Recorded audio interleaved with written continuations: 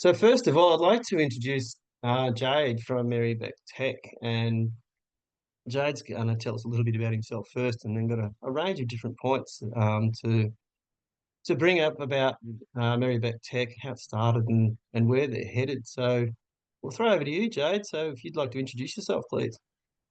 Yeah, thanks, Steve.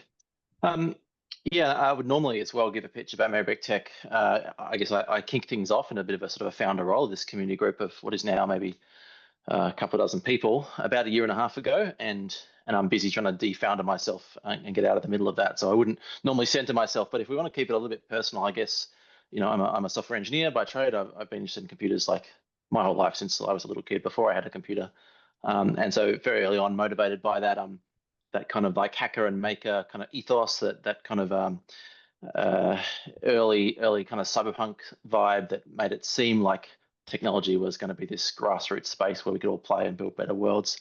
And then I've also had a long time involvement in environmental predominantly, and to some lesser degree social justice.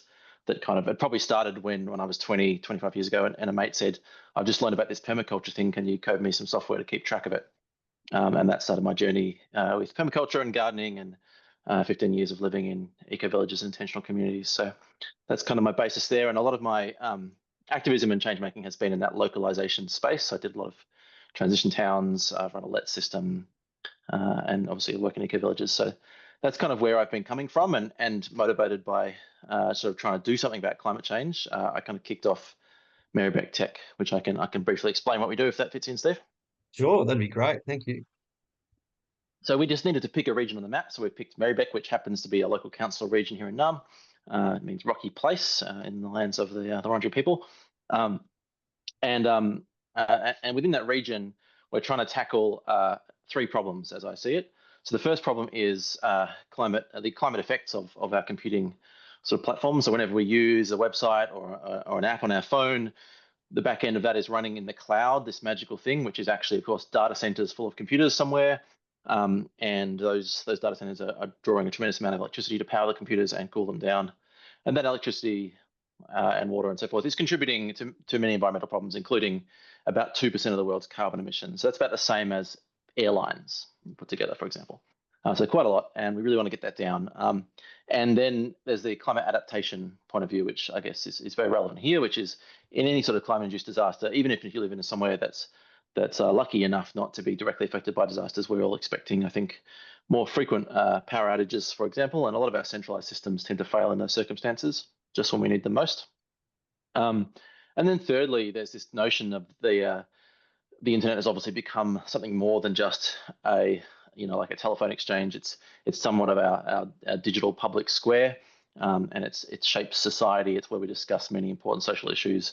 And that digital public square it looks like a commons, but it's obviously not a commons. And that the promise of those early hacker days is not really borne out, and it's very much been enclosed by giant corporations, and in particular, many of those billionaires have been kind of showing their true colors recently. So I think even those of us even folks who are not very well connected into that space are pretty aware of the pretty disastrous political leanings, to put it mildly, of sort of tech billionaires and so forth. So I guess thinking of those three goals, my motivation for working on this stuff would be twofold. One, I'm actually, and this might be different to many people here, perhaps I don't have personal lived experience of a climate disaster. I'm very privileged not to have that happen. And so I'm constantly motivated by the sheer incongruence of that. We're told by experts, my local councils declared a climate emergency. Boring institutions like the IPCC tell us that it is absolutely disastrous situation, and that isn't directly affecting me. And that the idea that we would walk out our front door and act like everything is okay and normal is just dramatically weird to me. So that sense of incongruence and wanting to do something about it, and then also that the sense of building better futures now, which I call prefiguration or pre-shaping. And whenever I'm working on some other project, another community group or something, we all want to use the sort of the tools of that give us that glimpses of the future that we might want. That might be the way that we resolve conflict together, or the food that we eat, or something. And the technology choices, I think, are part of that too. So it's interesting when our other projects and groups have all these excellent ethics, and then decide that they want to use the digital platforms run by giant mega corporations that are also funding weapons development and destroying the climate. So that's kind of what's motivated us to do that. Having said that, Merri-bek Tech is not doing anything very useful yet. We're only a year and a half old. we have this vision that we're going to have our hosting devices in local community facilities, such as neighborhood houses, libraries, and other community infrastructure. And our 3-year mission, which is now a year out of date, so we've got 2 years left to our 3-year mission, which is that we want to have three community facilities in Merri-bek that can be providing useful digital services, community notice boards or emails or what have you, during a 3-day power outage, and do so in communication with each other. So you can imagine a world where all of our power goes down and you've lost internet on your phone and stuff, but you can go to your local library and on the Wi-Fi there works if your phone's got charge, and you can put something in a community notice board. Hey, one of my neighbors needs some medicine or something. Somebody at a different library in the neighborhood gets that message and then can cycle it over or something. So there's a lot of impact we could have if we could do that in a power outage. And we're not there yet. So this is all talk, and we have a bunch of volunteers kind of running these devices in their homes as we write the code to make it work. Yeah, you mentioned the volunteers. Do you want to tell us a little bit more about who's involved and how you get it to work? Yeah, we did start with a bunch of computing professionals. I'm an industry professional, and obviously there are many in areas big as this who are interested in sort of work. So there was a version of this where a few experts set something up, and I think that would have worked and would have gotten there faster. But really, if we're thinking about a sort of a community commons that represents our digital infrastructure, we wanted that to actually be maintainable by the community. So the first thing we actually did was we ran a course last year at a neighborhood house. We brought a lot of people through a sort of cohort. Anyone really who was interested, teaching them from scratch. Here's a small low power computer. We're using Raspberry Pis. Here's how you install Linux on it. Here's what that is. Here's how networking works, all those sort of skills. And from there, we kind of built a base of volunteers, some of whom have taken those devices home. So we're running them in people's houses to get our system working. And then we'll eventually obviously move those to libraries and so forth. So, and then we have another group recently that started up perhaps in response to things that have been happening in the US to focus on setting up some local social networking in Merri-bek using an open source platform like Mastodon or something to kind of counter what we're seeing come out of Facebook and Twitter and the like. So all told, we've got sort of multiple working groups totaling, I think, about 20 people, and we've got interested folks, a couple of interested folks from Sydney that have led us to consider changing our incorporated society to being a national org that would just auspice any other local groups wanting to do exactly the same thing, because we found our quotes and insurance and stuff were the same if we're national. So any other groups wanting to do exactly the same thing as us, we're happy to provide free auspicing, and that national committee is just going to do the taxes and the insurance. That's great to understand too, for something starting so small and being a national network. And DisasterWISE isn't very old either, and we sort of started relatively small, starting to build the network as we go, and to understand that you're sort of in parallel, if you like, but the opportunities there, because it's one of the questions that comes up, I think, at every online get together near the end is, how do we do something like this? How do we adopt it, or what can we do in our local community? So to be able to have that opportunity and support is really useful and helpful. So what else have you got involved there? You've sort of spoken about a grassroots involvement. What what else do you think is needed and that you'll focus on? You've got your mission. Where to from here? Yeah, it's an interesting question. I think there are other similar projects, or have been other similar projects, because I guess one thing that we're doing, I guess, is we're building a mesh of computing devices. So when the power's out, what this actually looks like is some small computers, like they're the size of a matchbook or whatever, but low powered devices, some batteries, a solar panel maybe, hopefully. And if we're going to have these communicating with each other when the internet's down, some radio transmitters, and there's a few different radio technologies that work over reasonable distances, but they're pretty low bandwidth. And then also the behavioral change that gives us that low bandwidth environment. So that's what it looks like in a practical sense. And there have been previous hobbyist projects around Melbourne to provide mesh networks with enthusiasts. There are several that are still around, and we're not quite the same as them, because we want to capture that excitement of the individual or small group of hobbyists who want to build something, that cyberpunk ethos, which I hope now is becoming a solarpunk ethos. But we also want to build a commons together. And we notice we do live in a community, and it can't just be sort of everyone for themselves doing whatever they want with the network. So our vibe is kind of each one of our sites would have a few stewards who would look after it in a sort of a best effort kind of way. We would have to all reach consensus on some things. So it's not just, you can't just join in the sites, hook your own one up and start sending emails to the library or whatever. You've got to kind of work together and decide together what a digital commons looks like. So we've got governance stuff to figure out, like what is acceptable to put on this network. If we host a social networking site, then what would be acceptable content? What are we going to moderate? How are we going to keep people safe? All that stuff is being worked on, and it's that human stuff is almost more work than the technical stuff. And then figuring out how we're going to do this in the context of us doing this on stolen lands. I'm a little bit concerned about this kind of overlaps. Some of these technology ideas that provide data sovereignty could be easily used to provide sort of digital sovereignty for Indigenous folks. You don't want to just provide that to folks. You want to provide assistance and listen and figure out where that's needed. So that's something we haven't engaged with at all, because at the moment we would just be noise that would be distracting because we have nothing working. But I'd like to get into a position where we can engage sort of meaningfully with Indigenous sovereignty in terms of digital systems. That's really important. Yeah, it's really important. Something that we talk about as well. And one of our values in practice is putting First Nations first. So we're quite aware of that and seeing the need as well. So it's great to think that, an organisation like yourself and being such a digital centric place is all about the human component and also thinking about the First Peoples as well. It's really, really important. Are there other examples that you know of internationally? So we've talked a little bit about Melbourne and this spread across Australia as it's sort of growing. Do you know of other examples overseas? Look, there are community organizations that are doing web hosting, and that includes like sort of ethical small data centers, organizations that are self-hosting over in Garniota in Adelaide. There's an Adelaide Solar Punk group, for example, that has a couple of servers under a desk, and they're running some free and open source social media platforms and things like that, doing a great job. There are of course these sort of mesh networks, and there's some ones that you can get involved in right now, like LoRaWAN, which is a wide area network of low powered radios that you can jump on right now. Melbourne used to have I think now defunct group called Melbourne Wireless, which was a mesh networking group that you could join in. And then there's a sort of an increasing movement of local first apps, which are sort of rejecting the big web platforms, often controlled by large companies, with an app that stores the data primarily on your local computer or phone, and then accesses the internet when it's available.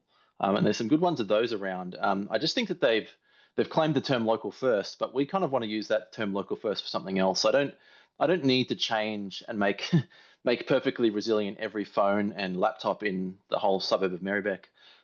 If we can just start with those community facilities as our version of local first, or maybe we're municipal first or something, we think that's a bit unique. We're working with a tech collective in the UK and Europe that's producing some of the underlying technology that we're using for having these things communicate to each other in a peer-to-peer way, and they developed that technology initially to support festivals that were off the grid. So that's something we could also do. We could also have remote versions of our technology, something that goes in a backpack or a traveling van and then synchronizes when it comes in range of the next node. So a lot we could do with that. Oh, that's great.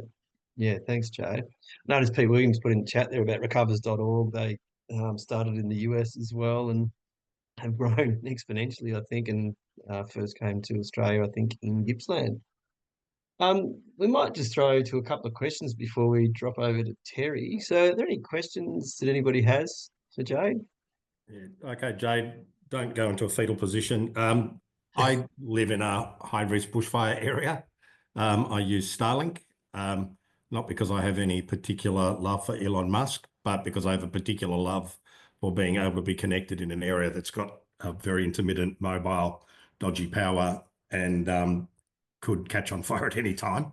So how does this sort of, one of the things that I advocate for communities, particularly remote communities, and I do work in Papua New Guinea as well, is like get a Starlink for your village, get a Starlink at a place, because the alternative that we see is the NBN stand things, strengthening telecommunication against natural disasters. And the big problem with that is they deploy it in communities, which is good. The bad part is nobody knows how to turn it on in the middle of a disaster. So the sort of how do you sort of weigh up the practicalities of usability, accessibility, and, sort of just pure availability in remote communities compared to, say, Merri-bek? Yeah, that's pretty interesting. I think there's something about, like, as a software engineer, and I've worked on a lot of web software, that what I've experienced across my career is like a feeling that computing and bandwidth resources were just going to keep increasing exponentially, and we can use as much of them as we wanted. Our goal was to focus on profit for the business, not really being optimal for these technical solutions, and thus not being resilient at all. And we've moved further away from resilience than the internet was 20 years ago by a long shot. So one of the problems, and I'm not going to knock anyone for using Starlink. That's kind of a complicated issue. Every bit of this tech is kind of a bit complicit with some pretty awful people. But one of the things I think you find is low bandwidth connections in rural areas. They're not well suited to the way that we've built some of the common platforms that we now use to run our digital lives, which is completely unnecessary. So there is a very small kind of perma-computing kind of community of folks who are like trying to apply permaculture principles to computing and have a think about how could we actually use a more modest amount of resources so that this would work in lower bandwidth situations. And I think that's part of what we're going to have to tackle in Merri-bek. If we're mostly tackling the hosting side now, not the network side. So rather than hosting in a data center, we're going to host off these computers that are physically in our buildings so that we can at least start to feel the effects of the power that they use. But if we expect that to work when the power's down, and we have to cut over from high bandwidth NBN connections to really low bandwidth connections. So if we're sending between two community facilities 5 kilometers apart over, say, LoRa, which is very low powered radio transmission, then the bandwidth is going to be so low that even sending each other lots of emails with pictures might not get through. Like, it's let alone opening Airbnb or some website that has lots of JavaScript and modern things. So we really need to change people's habits and introduce the idea that maybe it's not always on, that we can have things turn off as we start to run out of power. We can have first tier and second tier and third tier kind of services. If we want to provide something that is entirely entertainment based, a Minecraft server, a catalog of music, that's going to go down as soon as we go into battery power, and we want that to deliberately happen so that we can get those community messages through. So that on that side, it seems very well suited to your use case there, Pete. On the flip side, we are in no position to be offering anything as a disaster-ready solution for fire-prone rural areas at this point. I think there's a lot of battle testing to get to that point, and I think there's already solutions that have been developed for those environments that would be much better than what we're offering. There is interest in LoRa for things like sensors, like heat sensors for potential fire risk, even wildlife traffic, stuff like that. So, I can tell you that a lot of people are very interested in, how could, in high risk remote environments, what could we do with LoRa? And I think there's not I don't know, it doesn't seem to be much happening, out in the areas that I live in and all of that. So yeah, it's so anything on LoRa would be really interesting, because again, as you say, you don't need the power and the bandwidth so much. That's great. Thanks, Pete and Jade. Are there any more questions or comments before we swap over to Terry? Everybody happy? Great. Well, thanks, Jade. We might get a few more questions in after we have a chat with Terry as well. There might be a few more questions and comments to come. So thank you so much for joining us there and providing that information. It's fascinating. It's certainly way outside my usual discussions. That's great. We'll throw across to Terry. Terry Matz is a volunteer and has been for over 10 years with the Citizens Radio Emergency Service. I've been getting to know Terry since he's become a member of DisasterWISE in the last sort of 6 months now. And Terry and I have discussed all sorts of different opportunities and different things moving forward. And through that conversation, the Citizens Radio Emergency Service teams, or Crest for short, is something that Terry sort of explained to us. And we thought it'd be really good to have a conversation today about where it started, what Terry's role is, if you like, and where he's coming from, but also how it started and has grown, and then what they have worked out in their own communities and then what they offer for other communities as well. So it's something that we can all potentially think about and eventually use. So we'll throw across to you, Terry. Thanks. I think you've introduced me, didn't you? Oh, that's all right. You can do the rest. Yeah. Yeah, been doing it for, well, over 10 years. I've been with Crest for probably over 10 years, but playing with radios for probably 30 years now. No qualification in it. And full-time volunteer, as he said. So Crest was founded or born from the public wanting a way to communicate legally. So the fight was on with the government to start getting a citizens band radio system or network for community use. Once that was won, the government nicely made this channel that was an emergency call channel available, but they weren't going to put anyone in charge or any organisation in to look after anyone calling on the emergency channel. So Crest picked that up and ran with it until mobile phone took over. And now there's not many people call for an emergency on a CB radio anymore. Some people don't even know what they are. So from that, we decided there was other things we needed to do. So we looked at trying to help communities in disasters, and we didn't get a long way with that. Lots of discussion. And then finally, after the 2019-2020 fires, the penny dropped as to what we needed to do. So we started the system of a chain of communication. So one house talking to another and passing messages, which is very simple. It can't break. Nothing can affect it unless your radio falls over. Otherwise, the community can communicate between each other. Not a problem. Doesn't rely on anyone outside other than those radios within the community. So very simple. Coming up with ways and means and procedures and all that was another step we had to take. All that being done, we now have CERN, Community Emergency Radio Network, which is tying about 60 or 70 communities up with CB radio as their first port of call. So no matter what happens, they can go to their CB radio and talk to each other.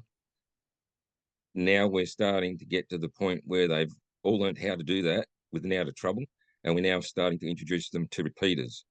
So CB repeaters, we can't have lots of them, but they're very handy, and it means the community can talk to each other through the repeater, and everyone knows what's going on. So you don't have to pass the messages along the chain, which helps stop mismessages or misinterpretations of messages. So it all helps that. So now we're getting into private repeaters for communities, which has just started, and that's helping communities have their own radios network. But if it falls over, anything happens, they can go back and revert their radio to a CB and talk to each other on the chain. So it's all, we've tried to keep it very simple. No matter what happens out there, they can talk to each other. And we've got one community in Kyogle is doing monthly radio checks with anyone that they can talk to, which is actually involving contact with other communities. So that way they can also get their message out of their community into other communities and vice versa by knowing that these contacts are there. So there's a lot to it, but that's briefly what it's all about. We're also trying to look at mesh tactic and reticulum, which are being set up by another community that we've got members in, and they're trialing that and finding out that the mesh tactic is working fairly well for their community. So we're hoping, like someone else, to have all the halls fitted with the mesh tactic so that the community can at least talk through that to the outside world if needs be, if there's enough of them in the system.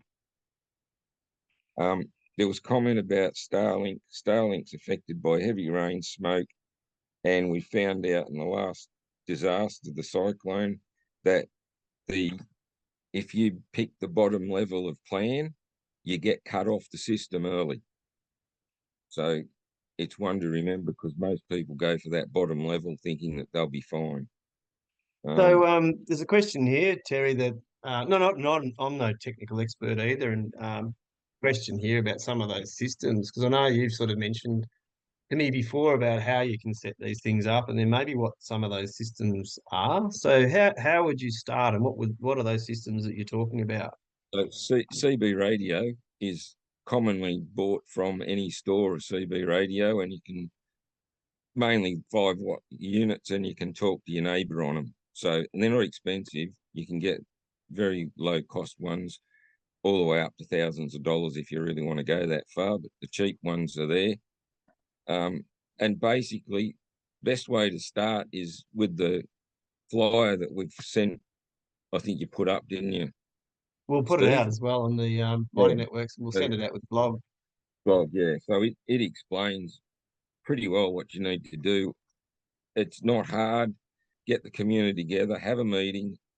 First step, work out how many people have got a CB radio sitting on a shelf not doing anything, because there was so many people around that had them, but never even thought to use them for anything. They were redundant as far as they were concerned. So get them out, dust them off, put some power to them, or charge the batteries and see if they actually work. And then, yeah, you can start talking to your neighbour and so on. So, yeah, not hard to do. Very, very simple. Very, very simple. Radio's about all you need. And some neighbours that want to be involved, which is usually your community. It's not hard. So the communities you mentioned, Terry, where are they? You've mentioned one community there, and you've mentioned about 70 different groups. Yeah, so 70. So we're a statewide organisation, so we're covering a lot of area. So we've got communities in the Northern Rivers, mid-coast. There's a community in Sydney that's doing something along the same line. They're trying to get a repeater at the moment. And then we've got people that have asked for support down in Victoria, south coast of New South Wales, and in Queensland. So, yeah, we're across a fair bit of area. We're not just tied to the state. So, yeah. But the key factor is starting this simple process of talking house to house, or yeah, person to person, basically, is the start. What sort of range does that have? I noticed Karen's got a question there about the range, Terry, and the range of your repeater. It's called line of sight. So line of sight, if you like, can be as far as you can see. Does it go that far? Maybe, depends. Brand new radios will do a lot better than old ones, but the distance is a differing factor. We can't license repeaters, CB repeaters, within 100 kilometres of each other, because they might interfere with each other. But that's what the government says. Does it really go 100 kilometres? Probably not. Probably 15, 20 kilometres would be their limit. But line of sight being that magic word. So, Terry, there's a couple of communities up on the Upper Murray, one called Bigara, another one called Lucyvale, and neither of them had mobile connectivity. And in the 2020 fires, they all sort of, each member of the community got a UHF radio, and I think they might have put a repeater, sort of like Bigara's. You go through like this pass, and you're in this valley, which is is that similar, or do they have to? They've got a channel like channel 14 or something, and everybody in the community's got the radio. So when, hey, get that slip on down here, and, they coordinate disasters. Is that similar? It's probably CB. Yeah, it's probably CB. Very, very easy, yes. Yeah. And low cost. Yeah, and low cost. Yeah, because they found it was just, rather than sort of trying to get a telco network set up, if everybody in the community's got one of these radios, when things go bad, we all can keep in contact. And it's a pretty, I don't know, say 50 square kilometres or something, or 100 square kilometres. It's not huge, like 10K by 10K or whatever. But that was that's been a really good solution for them.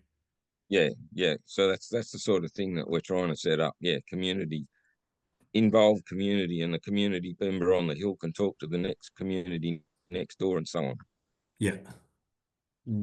Yeah, it's interesting. I So, was involved in an exercise and scenario with the Yakandanda community the other night, and one of the local community members brought his kit and all of a sudden started talking to each other with the CB radios, and they were well set up. And we said, yeah, "Where did you get that from? Were you a member of the CFA or SES or whatever else?" And he said, "Oh no," he said, "I used to use these at Pony Club." So he had them sitting in the shed and had brought them from Pony Club and used them in the scenario, which was just fantastic. It just shows how yeah, you can be resourceful and have these things available. And it really made yeah, communication so much easier during the exercise for them. And obviously the power went out and the phones went out and all those things we're talking about, but those people were still able to communicate through the whole exercise, which was just yeah. fantastic from his Pony Club experience. That's really good. Are Big there any other? difference, and we've got one. You had another point, Terry, about assisting communities to set this up with a manual and then to understand the community's Yeah, needs and strengths as well. Do you want to just yeah. explain a little bit more about that and before we throw it open to broader questions? So we had a policies and procedures thing trying to set that up. That was too hard. One of the head policemen said, "Nah, call it a manual." So we changed it and called it a manual. So basically, it it's not it's it's written using different communities and how they're doing it, so that it's meant for a community to take it on and pick out the bits that suit their community. It's not meant to follow this manual. It's meant to be use the bits that suit you. But we're trying to say don't rewrite the bits. Just write something up that says that you're using this part of that manual, so that when it gets updated, which we try and do every month, it doesn't, it's the same. You're still following the same thing and you're not trying to change things around, which makes a difference when it comes to talking to the community next door. If you're using different terminology to what the next door one is, or three next doors up, it gets very confusing for them to try and work out what you're actually talking about. So that's why we come up with the manual. And just a little bit of practice goes a long way, doesn't it? Oh yeah, Yeah. Aaron. Do they That's still use great. all that, like breaker and Rogers 19 and all that stuff, or you can? Not us. Some of them, some of the oldies do. Yeah, Yeah. they can still come back to that. Yeah, Yeah, as long, yeah, because yeah. again, you have to understand what all that means. Yeah. Yes. That's great. Are there any other people on the line that want to ask a question or make a comment about anything that Jade brought up or Terry?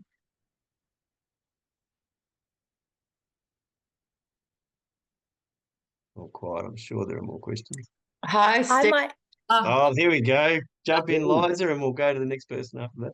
Yeah, I was just down in Lakes Entrance and this community emergency management planning, and I had this really radio enthusiast come up to me and say, all you need is one of these on each tower, this little bit, and we'll all be able to talk to each other. It's really simple and it's really cheap and it works without power.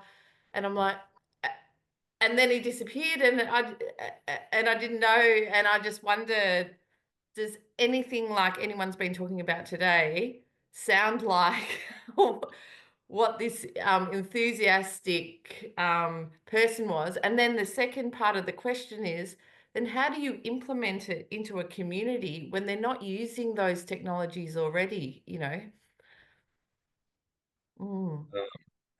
Okay, so we had a community in the Northern Rivers that several communities that got a grant and bought 60 CB radios and then issued them to every house. So that would be the best suggestion for most, is the community goes for a grant and just supplies radios. But they've done something good. They've assigned the radio to the house, not to the family or the member that got it. That way, then their idea is, if those people move on, the radio stays with the house, which I think is a great idea. Just got to train new people. And we also do that. We do training as well. not sure if we solved your problem of the little whatever it was, Liza, and some enthusiastic person. You might have to try and Dave, you find out should who know it what is. that is. You know all about LoRa and all that. That could be a mesh-tastic device. Yeah, it could be mesh. That's what I think. Mesh-tastic. Yeah. Which is, and Meshtastic, if no one's used it, they're often these little plasticky devices that contain your Meshtastic transmitter and a little screen and a keypad. And so you can type effectively a text message and it propagates it out multiple times, a bit like the repeater that Terry spoke about, where it reaches everyone that it's got in range, and it's set to sort of propagate automatically an extra 2 times or something. So because LoRa is a one-way protocol, so it's just broadcasting it out. And there are websites you can look at and see over your local city what the Meshtastic coverage is, and you usually see there are a bunch of hobbyists around with these nodes. And I think the idea that there's some magical techno fix though that's going to solve the community's problems in a disaster, you can have hundreds of Meshtastic nodes around the community, but if you haven't got that process of actually using it and the training and the habit, it's worthless. Yeah. Thanks. That's interesting. Thanks, Jade. I think we did work it out in the end, Liza, maybe. Yeah. There you go. You know what I'd do though, Liza? I'd create some sort of treasure hunt game or something to engage the community in a non-disaster time, and like a car rally or something where you engage the community to, go out with their radios and sort of, I don't know, ask ChatGPT, it'll create it for you. Just making it a bit of fun, and then people will start to, oh, now I get how to use that. And yeah, great ideas. Yeah, thank you. A lot of farmers and poor drivers use them anyway. So maybe you've got those sort of people in the community that might be able to teach others. Yeah, We that's were right. We were That's actually right. surprised that the number of farmers that are just using a mobile phone is amazing. They don't bother using the CB in the tractor or the truck. They use the mobile phone. That's really surprised us. We've got a couple of other questions here as well. So Deb's in Canada. Did you want to jump in, Deb? We'll go across to Phoebe and Karen after that. Yeah, I was just wondering about the approximate cost for 60 CB radios. Granted, you're getting a grant, that's great, but there's a range of what the cost is. It's might be something to look at here. Yeah. So the radios were around $200 roughly, a little bit more. So Okay. divide that by 6. Yeah, it was a decent grant. Yeah, And they went for a grant and got some more. So good on them. great. Thanks. Phoebe, we'll throw to you. Yeah, hi.